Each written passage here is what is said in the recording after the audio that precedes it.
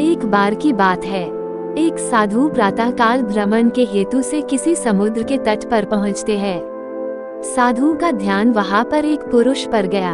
वह पुरुष एक स्त्री की गोद में सर रख कर सो रहा था।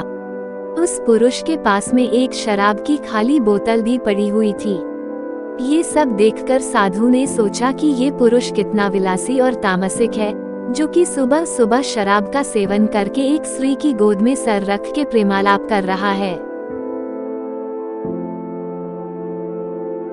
कुछ देर के बाद उस समुद्र से किसी मनुष्य की चिल्लाने की आवाज आने लगी।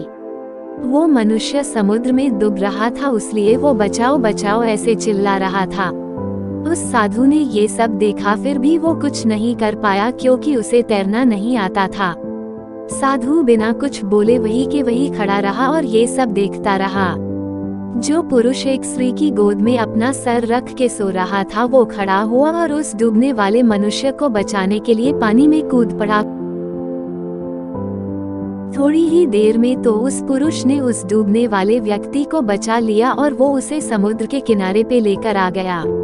अब ये सब नजारा देखने के बाद वो साधु विचार में पड़ गया कि क्या मैं इस पुरुष को भला समझूं या फिर बुरा। साधु उस पुरुष के पास जाते हैं और उनसे पूछते हैं कि भाई तुम कौन हो, यहाँ पर तुम क्या कर रहे हो। उस पुरुष ने जवाब दिया कि मैं एक मछुआरा हूँ, मैं मछली पकड़ने का काम करता हूँ। आज कई दिनों के बाद मैं प्रातः काल समुद्र से मछली पकड़ने के बाद जल्दी यहाँ पर आराम करने के लिए लौटा हूँ। मेरी माँ मुझे लेने के लिए आई है और उसको कोई दूसरा बर्तन न मिलने के कारण वह इस मदिरा की बोतल में पानी भरकर मेरे लिए आई है। मैं कई दिनों की यात्रा से काफी थक गया था और इस भोर के सुहावने मौसम में ये पानी पीकर अपनी थकान कम करने माँ की गोद में सो गया।